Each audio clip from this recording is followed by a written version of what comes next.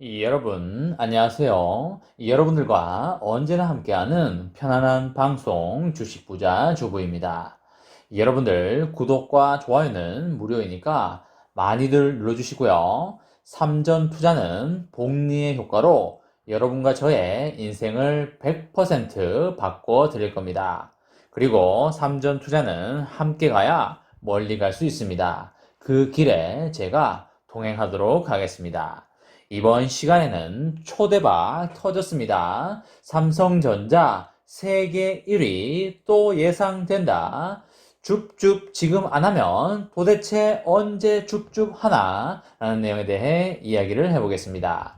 여러분, 9월 13일 월요일입니다. 오늘도 행복하고 즐겁게 잘 보내시기 바랍니다. 이야기에 앞서서 테이퍼링 이야기를 먼저 좀 하고 가겠습니다. 11월부터 미국 연준에서 테이퍼링에 착수하겠다는 이야기가 스물스물 흘러나오고 있습니다. 미국 연방준비제도인 연준이 연내 테이퍼링 개시를 고수하는 이유로는 몇 가지로 좁혀지고 있는데요. 첫 번째는 고인플레이션이 지속되고 있기 때문입니다. 두 번째로는 속도 둔화에도 견조한 경제 성장세가 유지되고 있기 때문입니다. 그리고 세 번째로 공급망 문제가 확산되고 있기 때문입니다. 오는 11월에 테이퍼링 절차를 개시할 수 있다는 신호를 보내기 위해서 연준이 이달 21일부터 22일까지 열리는 연방공개시장위원회를 이용할 가능성이 매우 높아 보입니다. 우리나라 시간으로는 23일 새벽이 되겠습니다.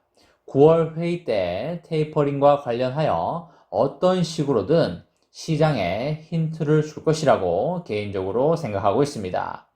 8월 고용이 23만 명으로 시장 전망치인 72만 명에 크게 못 미쳤기 때문에 사실 시장과 연준의 안팎에서는 9월 발표 확률을 낮게 보는 분위기가 조성되었었습니다. 하지만 견조한 경제 성장세와 고물가가 이어지면서 분위기는 확연히 바뀌는 양상입니다. 테이퍼링 방식과 관련해서는 매달 일정 금액을 줄여나가는 방안이 거론되고 있습니다. 구체적으로는 미국 국채는 한 달에 100억 달러씩, 그리고 모기지 담보부 채권인 MBS는 50억 달러씩 축소를 하는 것입니다. 이를 통하여 내년 중반까지 테이퍼링을 끝내는 게 연준의 목표가 되겠습니다.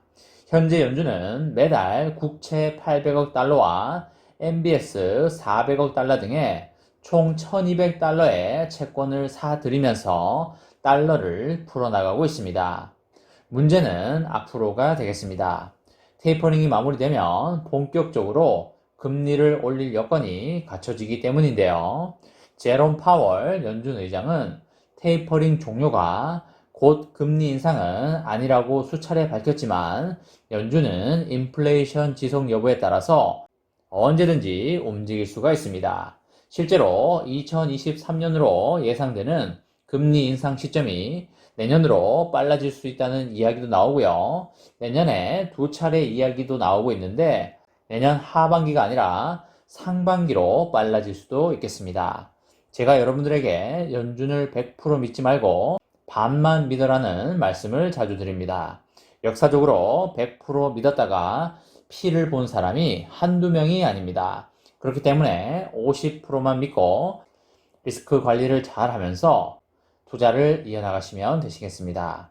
다음으로 이미지 센서에 관한 내용이 되겠습니다. 이미지 센서 시장이 2025년에 40조 원에 이를 만큼 엄청나게 커질 것으로 예상이 되고 있습니다. 이미지 센서 시장에서 현재 업계 2위인 삼성전자가 세계 1위를 하기 위해서 추격의 고삐를 당기고 있습니다. 현재 이미지 센서 시장에서 세계 1위는 일본의 소니인데요. 소니의 점유율이 점점 낮아지고 있어서 얼마 안 가면 삼전에게 따라잡힐 걸로 그렇게 보입니다. 삼성전자는 업계 최고 수준의 기술력으로 시장 점유율을 늘려가고 있고요. 기업 간 거래인 B2B 시장의 특성과 제품 최적화 성능을 앞세운 소니가 여전히 견제하기는 합니다.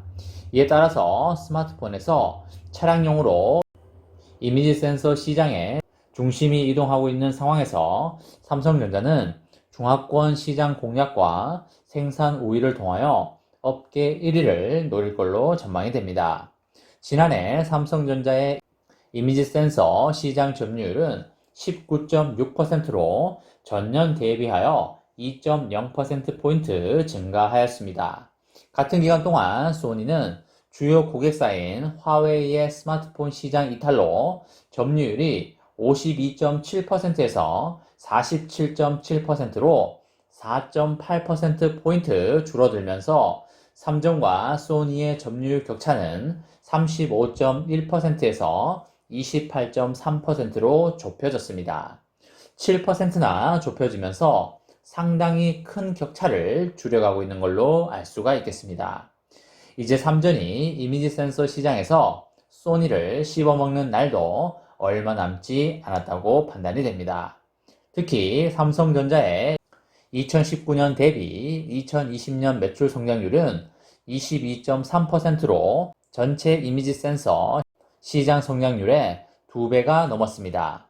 초미세 픽셀의 기술 초격차 덕분이라고 생각이 됩니다. 상용화 기준으로 삼성전자는 0.7 마이크로미터 픽셀 그리고 1억 800만 화소인데 비해서 소니는 0.8 마이크로 픽셀 그리고 6400만 화소로 삼성전자가 훨씬 앞서 있습니다. 삼성전자는 작은 픽셀을 한데 묶어서 마치 하나의 큰 픽셀처럼 높은 화질을 구현하는 픽셀 비닝이라는 기술을 활용하여 6억 화소 이미지 센서를 개발 중에 있습니다. 소니는 일부 뒤처진 하드웨어 성능을 뛰어난 이미지 처리와 패키징 기술로 보완을 하고 있습니다. 그동안 이미지 센서 시장은 70% 비중을 차지하는 스마트폰의 카메라 탑재 증가를 기반으로 성장해 왔지만 앞으로는 차량용으로 중심이 이동할 전망입니다.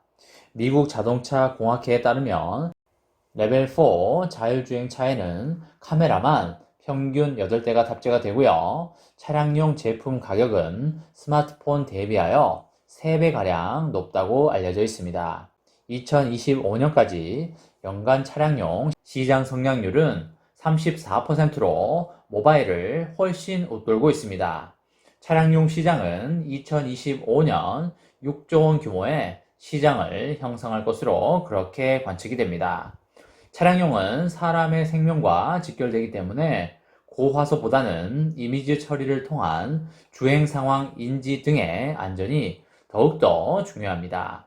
악천후와 역광 현상, 터널, 야간 주행에서도 사물인지 사람인지 판단할 수 있어야 하며 내구성도 최소 5년 이상을 요구하게 됩니다. 삼성전자는 2018년부터 차량용 이미지 센서 시장 진출을 준비하고 7월에 아이소셀 오토 4AC를 출시하는 등의 양사 간의 기술 경쟁은 본격화되었습니다. 노후화된 반도체 라인을 이미지 센서로 전환하여 생산 우위에 설 수 있다는 게 삼성전자의 강점이고요. 이미 이미지 센서 라인으로 전환을 한 화성 D램 11 라인에 이어서 D램 13 라인도 전환을 검토 중에 있습니다. 아울러서 빠르게 커가는 중화권 시장을 집중 공략 중에 있습니다. 그리고 폭발적으로 성장하는 자동차 시장 진입으로 업계 1위 달성을 위한 기반을 지속적으로 확보하고 있습니다.